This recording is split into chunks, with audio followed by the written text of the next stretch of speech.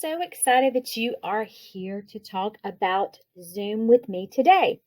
We are so happy to offer you Zoom and all of the great functions that Zoom can provide for you in your instruction. Today, we're going to go through several features. Also, this presentation will be available for you to go back and reference if you need it in our T for T Canvas course. So let's go ahead and get started. First off, in this session, we're going to talk about several specifics below. We're going to talk about how to access Zoom. We're going to talk about account settings.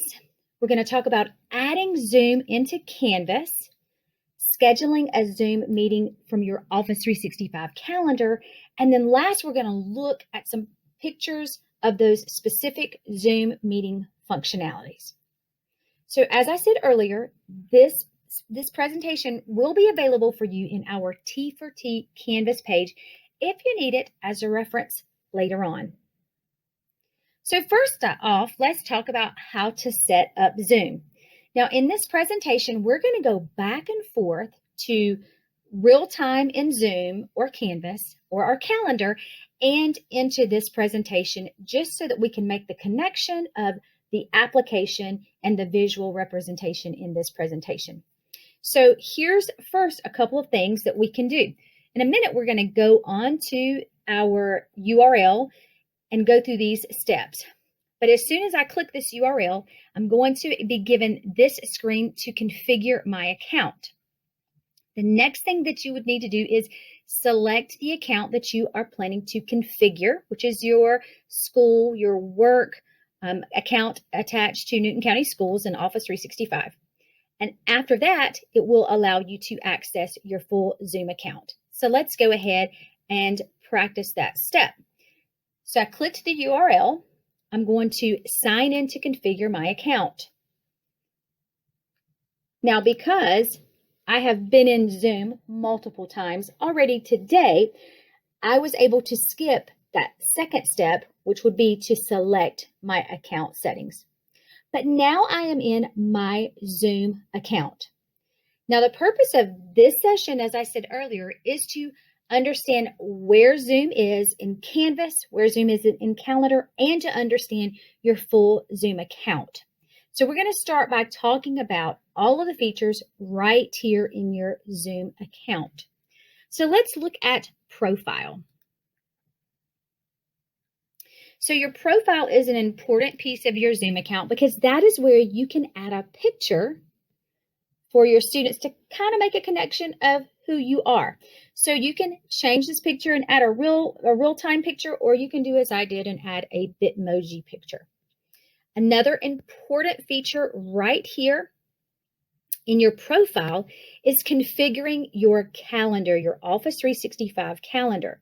Now, this is going to be an important step because as we go further into this presentation, we're going to schedule a Zoom meeting from our Office 365 calendar, but we have to be sure that that calendar has been configured.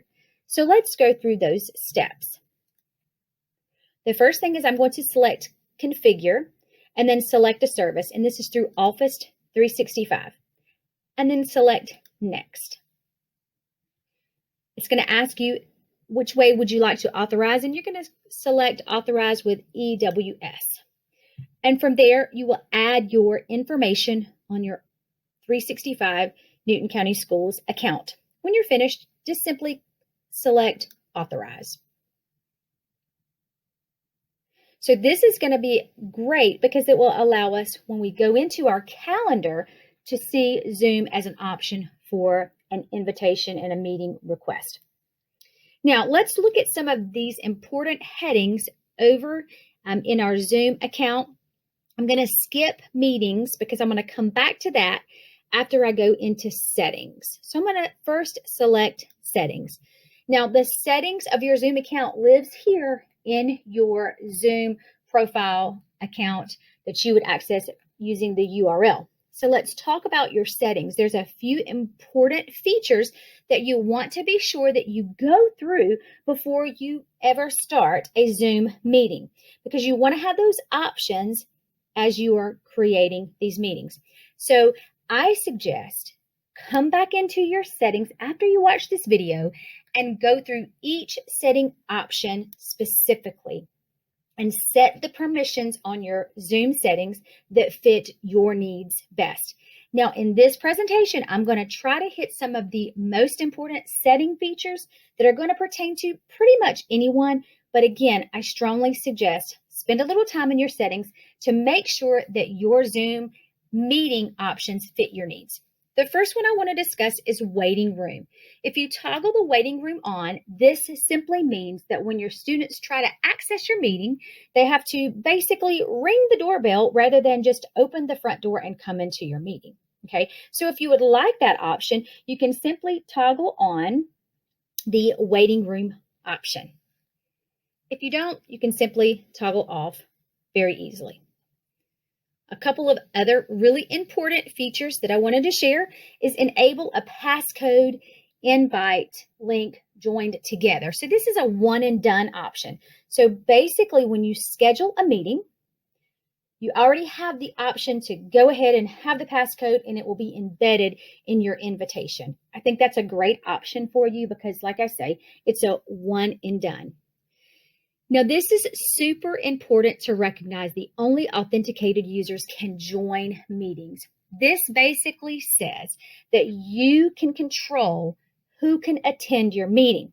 Now, this is super important when you are hosting Zoom meetings with students because, as we know, the whole concept of Zoom bombing is real. So if you were only allowing students that have been authenticated to come into a Zoom meeting, you have a much better chance of keeping out people that you don't want to attend your meeting. Let's continue on to a few more important settings here. This is super important to give as an option, and that would be mute participants upon entry. Each time that I have done this Zoom training, I have had over 100 people in my session. So if everyone came in with their microphones not muted, that could be quite noisy and kind of chaotic to begin a meeting. So if in your settings you enable the mute participants upon entry, this allows you to kind of control the environment as participants are entering your meeting. Now, I'm a reminder kind of person, so I select to have upcoming reminders for my meetings. Another option is chat. Chat is a great way to stay connected with your participants in your Zoom meeting. It's a great way to kind of do a pulse check. Are you following me? Are you following my logic? So enabling the chat could be a feature that works for you. Now, one feature that does not work for me, but I always like to share, and that is a private chat option, basically for two participants to have a sidebar conversation. Now, again, a few other important setting features, co-host. If you have a co-teacher, if you have a para support teacher, or if you are team teaching, you may want to be sure that you enable the co-host setting in Zoom. This allows you to add someone as you're scheduling a meeting to be a co-host, which will give them the same rights as you, the host teacher. Now, screen sharing is important because you want to be sure that if you are in a session and you want to see someone's work in real time, that you give them the option to share their screen right there in the meeting. So if you select screen sharing in your settings, this will at any time of your Zoom meeting allow you to give someone else the screen sharing option. I was working with a middle school math teacher last week, and we were talking about how important it is for students to share their thinking in math specifically. So screen sharing might be a great opportunity in that setting. Now, I'm going to scroll down and hit a few additional important features. But like I said, be sure that you go through all of these important settings that meet your needs and make sure that you've toggled those on. The next super important setting option is breakout rooms. If you are going to utilize breakout rooms, which create small split meetings, kind of differentiated groups, then you would need to be sure that you enable this right here in your settings so that you can see that option inside of your Zoom meeting control panel. Virtual backgrounds, a lot of people like to allow for those, so you'd want to toggle that option on. And as we get down to the very bottom, email notifications. If you would like to receive an email once your meeting recording has been rendered, that's great. You can set that notification right here in your settings. This is super important to me because I attend a lot of meetings. So if a host cancels a meeting, let me know. I want an email so I can kind of see that and prepare and make my adjustments accordingly. Okay, so these are, again, some super important setting features. Now I'm going to scroll back to the top so we can look at some of the other elements right inside of our Zoom account, but settings is super important. Now I'm going to jump up here in the Meetings tab. Now, right here in your Zoom account, you have the ability to schedule a meeting. You have the ability to start a meeting from your personal meeting room. This is one way that you can utilize your Zoom account. This is probably not where I would schedule a Zoom meeting for my students. I would suggest doing that right inside of your Canvas course. And as we continue on in this presentation, I think you'll understand why. So let's talk about a meeting, and let's go ahead and walk through the steps of scheduling a meeting. That will allow us to compare what scheduling a meeting looks like in Canvas and in the calendar. So let's click Schedule a Meeting. To me, this looks somewhat like a calendar invite in my Office 365. So if I wanted to do a Canvas training, I could complete my topic, my description, all of my important information. I can schedule my date if I wanted to start on the 24th, and every day at 2 o'clock, I'm doing a Canvas meeting. I can add this right here. I can also select a reoccurring meeting. So if I wanted to offer Canvas training 5 days in a row, I can customize and go ahead and create meetings for all 5 days. Now let's start looking at some of those permissions that I enabled in my Zoom settings. Now here is the great option with the security. Now we enabled a one and done passcode, but right here in my Zoom meeting, I can customize my passcode for entering my Zoom meeting if I so choose. Right here is where I can enable the waiting room. Like I said, do I want my students to ring the doorbell before they come in, or just walk in the classroom? Virtual classroom, that is. So again, you have a few other options here for video and audio. And then also some meeting options. Now this is going to be super important, but remember, we enabled these permissions in our settings. So the first would be enable to join before host. I do not suggest that as an option, especially when working with students, but I do suggest muting participants upon entry. The next option would be to only allow authenticated users to join. Since we selected that in our course setting, it's showing up right here in our meeting. Again, this is super important when you're working with students. The other option is to record your meeting automatically. Those of you that know I am all about video reflection. Recording a meeting is twofold. It allows you to go back and to view your session, your teaching session, and to kind of see, did you connect with your participants? Did you articulate the content the way that you had intended? And also to see, what can I do to increase my understanding and my competency and my knowledge base about my topic? So that's one reason that I always suggest record your meeting. The other reason is that if you are just on fire one day and you said everything exactly correct, if you have recorded your meeting, then you can always push this out to your students to come back and view at a later date. Now, no worries if you do not select this option in your scheduling options for your meetings. You can always just simply click the record button inside of the Zoom meeting. But if you're like me, when I start seeing students and seeing people, I kind of get excited and sometimes forget to go ahead and click record. So if I automatically select that in my scheduling meeting option, I don't have to go back and worry about that. Now, when I have customized this meeting's permissions, all I need to do is simply click Save. Now, this is a great option for scheduling a meeting. When I want to share this meeting information, I can click copy the invitation, copy this invitation, send it in an email, put it in a shared space, however I would like to get this information to my participants. Now, another great option right here in your Zoom account, in your meetings tab, is your meeting room.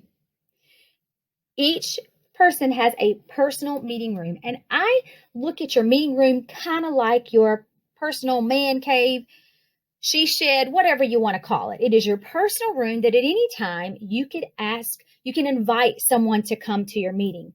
So for example, I've used my personal meeting room when I have been answering an email from a teacher or from an administrator, and the answer doesn't come across exactly correctly in an email.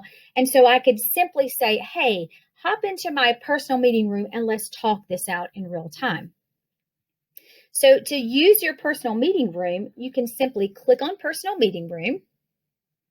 You can start your meeting immediately and then just go ahead and copy this invitation and send it in an email. Now, you can use your personal meeting room with your students as well, especially if you're going to provide office hours from 3 to 3:30 and you're just in your meeting room. You can push out this invitation and students can come and go as they please, and you are right in your meeting room.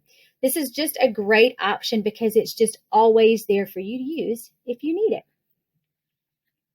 So again, these are super important features right here in your Zoom account. If you're feeling a little overwhelmed, oh my, she covered so much information, no worries. You have access to this presentation, and I'm going to show you some of those highlights right here. Key elements that we talked about was the waiting room. That's super important to kind of know if you want to use it. The one and done passcode, the mute participants upon entry, upcoming meeting reminders if you need a reminder, breakout rooms. Don't forget, if you do not enable this in your Zoom settings, then you won't see that once you schedule a Zoom meeting. And a notification when when their host is adjoined, those kind of things, and when a meeting has been canceled. Super important notifications. And last, I did go ahead and put in the pictures right here from within your profile to be sure that you configure your calendar. Okay, so this document is here for you to utilize if you get stuck.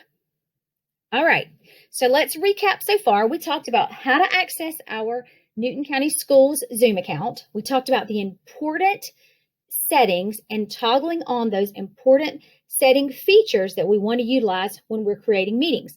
We also scheduled a meeting in our Zoom account, and we talked about our personal meeting room. So now let's go and talk about adding Zoom into our Canvas course. So I'm going to show you the pictures here, and then we're going to go into Canvas and do these steps together.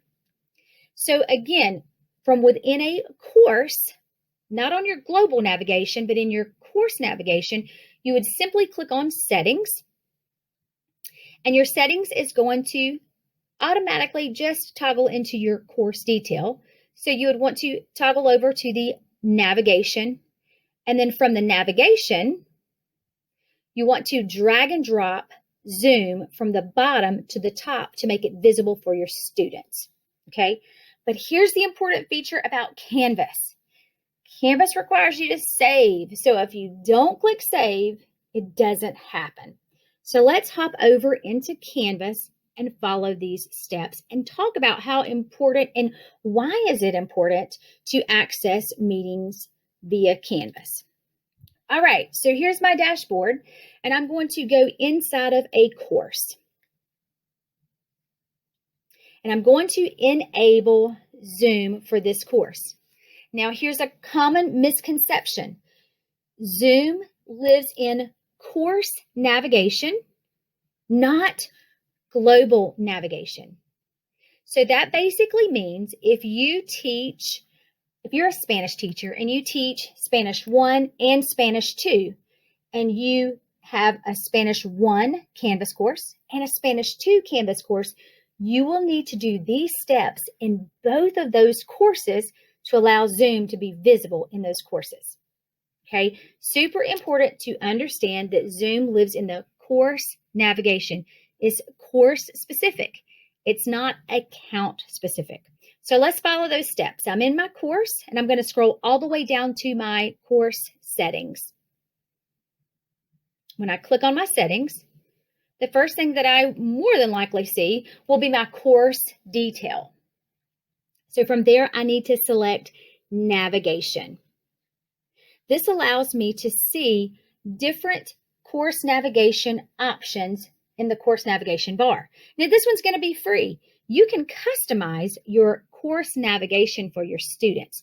So at the top, you can rearrange them, drag and drop, and anything below the bottom, you can bring down to basically hide for your students. So I want to bring Zoom to the visible course navigation bar. So all I did was simply drag and drop Zoom to the top. Now I can reposition it anywhere in the course navigation that I like, but I'm going to bring it up here just for this session. But remember, in Canvas, if you don't save it, it didn't happen. So be sure that you scroll all the way down and click Save. Now once I've clicked Save and I go back home to my home page in this course, I can now see that Zoom is living in my course navigation. So now let's talk about, what does creating or scheduling a Zoom meeting inside of Canvas look like? We know what it looks like in our Zoom account, but let's see what it looks like in Canvas. Okay, because Zoom in different applications is kind of like different forms of communication. You may text, you may talk on Messenger, you may talk on any type of social media messaging platform. They all have some of the general functionalities. They're pretty similar, but the aesthetics may be a little bit different. So that's what I think that you'll see is the biggest difference is just the way that it looks. So I'm going to click on Zoom. And now this is going to take me to a modified Zoom homepage-ish look. Okay, so I can see all of my Zoom recordings if I so choose, but I can also right here schedule a new meeting inside of this course. So let's go ahead and do that. So I'm going to schedule a meeting. But you guys, here's the importance of using Zoom and Canvas. When you create this Zoom meeting in Canvas, it's really going to be just specific for these students in this course. It's just not going to be a link that you need to send as an email. It's going to live right here. Your students will have notifications right here. So it's a one-stop shop. Your students come into your Canvas course, all of the content that they need, all the resources they need, and the meeting links are right here, one and done. Okay, so you can see that this is going to be right here in my Hutchinson Master course. Now, here's all of those great features on how to schedule, again, dates that I want to utilize. I also have the reoccurring option right here. If I wanted this to be a daily meeting, here is the security. If I wanted to add a secure code to join my meeting, here is also the waiting room. Here's your video and audio options, but like I said, most important features would be your meeting options. Now, this is going to automatically mute participants upon entry, but here is where this is super important. If a meeting lives inside of your Canvas course, that means that this is only designed for students. So I would be sure that I only authenticated users to attend this meeting. But the great thing is you've added an additional layer to your Canvas or to your Zoom meeting because you created the meeting right here inside of your Canvas course. So it's super easy for you. The next option is if you just want to go ahead and select record, then you don't have to think about it. When you're finished with all of the permissions for this specific meeting, simply click Save. Now here is a great feature about Zoom inside of your Canvas course. When your students come into your Canvas course, one of the great features is the upcoming events and upcoming details. So all of the information that you ask and you send and your due dates and all of that is going to live in your upcoming events right here in your Canvas homepage. So they can see meeting links, due dates, and all of that right here. So that is super, super important for you to recognize. One more feature in Canvas, and then we're going to keep moving, is a lot of you really like to use modules. So modules also gives you the option to layer your Zoom meeting right here into your module. So if you did a module on moon phases and you wanted to go ahead and add your link to your meeting, you can simply do that as well. Click the plus sign to enable your tools. And Zoom lives in your external tools. So if you click on external tools, these are in alphabetical order, then you can select Zoom and then add your meeting as a layer right here in your modules. Okay, so again, to recap, Zoom is super important right inside of your Canvas course because it adds yet again another layer for you to have your meetings secured and in one location. For those of you that were already kind of liking the idea of your personal meeting room, no worries. You can use your personal meeting room right here inside of Canvas as well. So this is a great feature. Like I said, if you're doing office hours, you might want to use it for that option or for specific class meetings as well. All right. So again, going back, we added this into our course navigation. But as I said before, remember that Zoom is course specific. It's not necessarily global navigation. It is course navigation. Okay, so let's keep moving on. The next thing that we want to cover is scheduling a Zoom meeting in Office 365 calendar. So I'm going to go through the steps with the visual representation, and then I'm going to jump over into my calendar and actually complete those steps. So let's recap. We talked about our Zoom account and all of our setting preferences in our Zoom account, and we used that as an option for creating a meeting. But as I said before, that's probably not the best place to schedule a meeting for students. Now, you can schedule a meeting in your Zoom account for colleagues or as a parent-teacher conference, but you could also do that right here in Office 365. So I would use the Zoom and Office 365 when I am creating parent conference meetings, and if I have to have a grade level meeting, or if I need to have a team meeting. This is just very easy for me to access. Because if you're trying to create a meeting for your team, then you probably wouldn't create that in Canvas because that's going to be specific for your students. So again, you have options with Zoom, but it will depend on your participants. So think about that. Depending on your audience, who are your participants? That will be really and truly the avenue that you take to begin or to schedule a Zoom meeting. Okay, so from within your Office 365 calendar, now I like the application version, the short version, so that's why these pictures look like the app version rather than the full Outlook. But from your calendar, click on the date that you would like to schedule a Zoom meeting, and then click to allow more options. From there, all you need to do is fill in all of the important information about your Zoom meeting. After you've done that, simply click the ellipsis at the top of your function bar here so that you can see Zoom. Now remember, you've got to go ahead in your Zoom profile and configure your calendar before you're going to see this information living in your calendar. If you forgot how to do that, no worries. I have a few pictures in that presentation for you to reference back. So click on Zoom, and then from there, this is the only thing that to me might seem a little tricky. In my mind, I think that I should go ahead and be able to add a Zoom meeting, but I need to click on Settings. Once I click on settings, it's basically enabling your single sign-on, which connects it to your Office 365 account.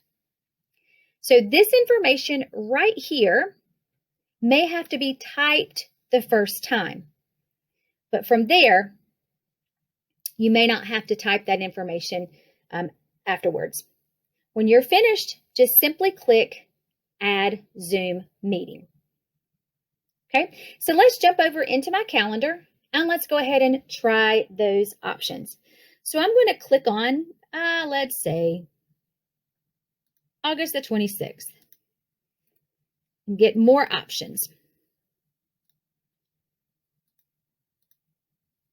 When I click on more options, this allows me to see the full information bar so I can fill in anything that I want to add right here. Okay.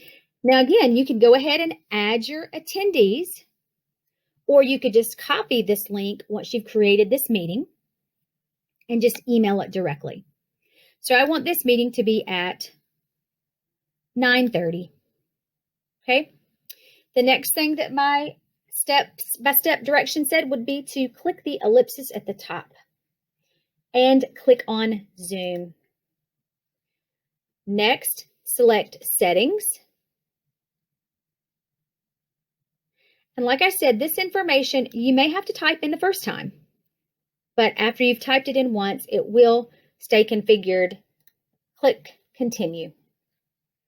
It's going to ask you, it's going to add to a different window, which is totally fine. And choose your account. And now we have enabled Zoom through our single sign-on application right here.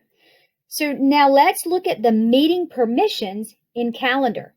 We saw the full meeting permissions in our Zoom account. We saw full meeting permissions in Zoom that looked a little bit different. And now let's see these full meeting permissions that live in Calendar and see what they look like. So you can see that right here is where I can add my information if I want to create a password for this meeting. Right here is where I can add the waiting room. And then again, audio information. But here's where a lot of people get stuck, is you have to click the Show Advanced options, which in the other two applications were just considered more options. So click on Show, and now we get those. This calls it advanced, but it's just the actual meeting options. So enable to join before the host. That's typically not something that I would suggest. The next is mute participants upon entry. And here's the option for only authenticated users can join. But here's something to think about. If you are creating a parent conference, you probably do not want to select that option because they are not going to try to enter this meeting with a newtonstudents.org email address. So again, this is a super important feature, but you got to know your audience as to when to use that one.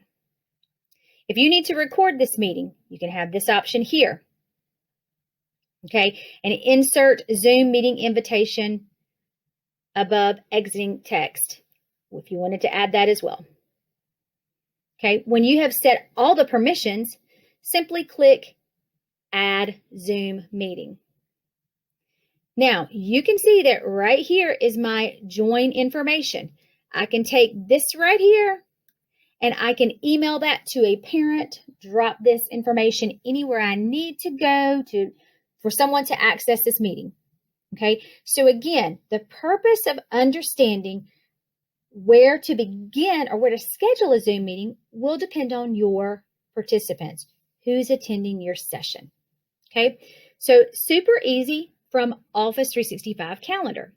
So now let's jump back over here and let's just see where we are. We've talked about accessing Zoom. We've talked about the important setting features that you need to go ahead in your Zoom account and set up before you begin having Zoom meetings. We talked about adding Zoom into a course. Remember, Zoom is course specific. So each course that you teach, you need to enable Zoom in the course navigation. Now we also talked about making sure that we've got Zoom added into our Office 365 and how to schedule a Zoom meeting right there in Office 365 and when that's a good time to use. All right, so let's move on to our last feature in this presentation. Now, here are some key elements in your Zoom settings from within your meeting. Now, it's really hard to do a Zoom and then have an additional Zoom to show these, so I captured some pictures. But like I said, you have access to this presentation if you ever need a little extra help with remembering the functionalities and the purposes of different components in Zoom.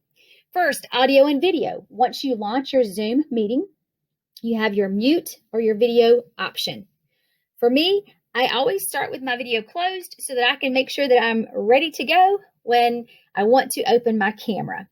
Okay, so if I do a countdown, if I come on my meeting about 5 minutes before it's time to start, I would typically say, hey guys, I'm so glad you're here. We're going to get started in 5 minutes. And then as soon as I finish saying that, I quickly mute my microphone. Because I'll be honest, when we've been home, I have a house full of people just like everyone else. So if I'm not actively talking, I try to have my microphone muted as well. The next thing that you'll see is your settings at the bottom of your Zoom meeting. Your control bar from within inside your Zoom meeting is your settings or your security, security. This is super, super important because this is where you're going to see some of those important features live that you enabled in your settings. So if you have enabled the waiting room, then you have this option to unselect it or select it again. You have your shared screen option, your chat, and then if you allow your students to rename themselves. The next option is your participants. So you can select the participants button and it will allow you to see your participants over on the right-hand side on a small screen. You can kind of see who's here, who's coming in, and who's leaving. The next option is your chat. Now this again, like I said, is a great opportunity for all of us to learn how to navigate online teaching, and that would be to utilize the chat and to try to stay actively engaged when possible with our students. Now the next thing that you can select is you can select both of those options, and this will split your screen here for you to see participants and group chat. So that could be a great feature for you. The next thing is screen share, which is what I have done in all of my Zoom meetings, was just to share my screen. So click screen share and then choose the screen that you would like to share. Now, as you can see, when I snapped this picture, I had several tabs opened. So you may want to go ahead and clean up your Chrome browser or whatever you're using so that you don't get confused on which screen do I want to share. Simply click the screen that you'd like to share and then click share. Your next option is record. Now, like I said, when you are scheduling a meeting, you can go ahead and just schedule that to record. But if you do not do that, which is fine, from within a meeting, you can go ahead and click record. The last thing on the bottom bar here is your breakout rooms. You won't see this feature if you have not enabled this in your settings. So I'm not going to spend a lot of time on breakout rooms, but when you click on breakout rooms, this is going to allow you to make small groups. Now in this presentation, I did drop a really great helpful hint at the bottom for you to go back and to review, just so that you can kind of see some important information and important details on breakout rooms if you so choose. Now, last but not least, in your Zoom meeting settings, don't forget to end your meeting. So hypothetically, if I am finished teaching and I just walk away from my computer or I just minimize my screen and I go to another screen, my students can stay in this meeting without my supervision.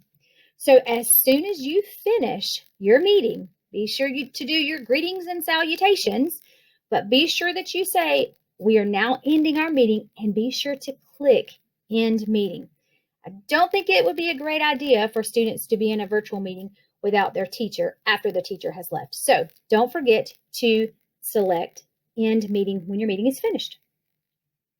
So a couple of things as we wrap this training up that I think it's super important. Those of you that know me personally know that music is super important to me. So I'm going to say we are all in this together because we all are learning, growing, becoming better, becoming the better versions of ourselves and the better versions of educators than we were yesterday. So here's a couple of things to remember. Don't be afraid to try.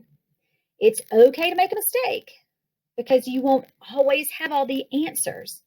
But just know help is always available. There's always someone that can help you. I can promise you there are a lot of things that I do know, but there are a lot of things that I don't. So be okay with asking for help. And last but not least, we can do this. We've got this. If you need any assistance, please let me know. I'm always willing to do anything I can to help you. I hope that you have a wonderful year. I hope that this is the greatest opportunity and experience for you ever. Thank you so much.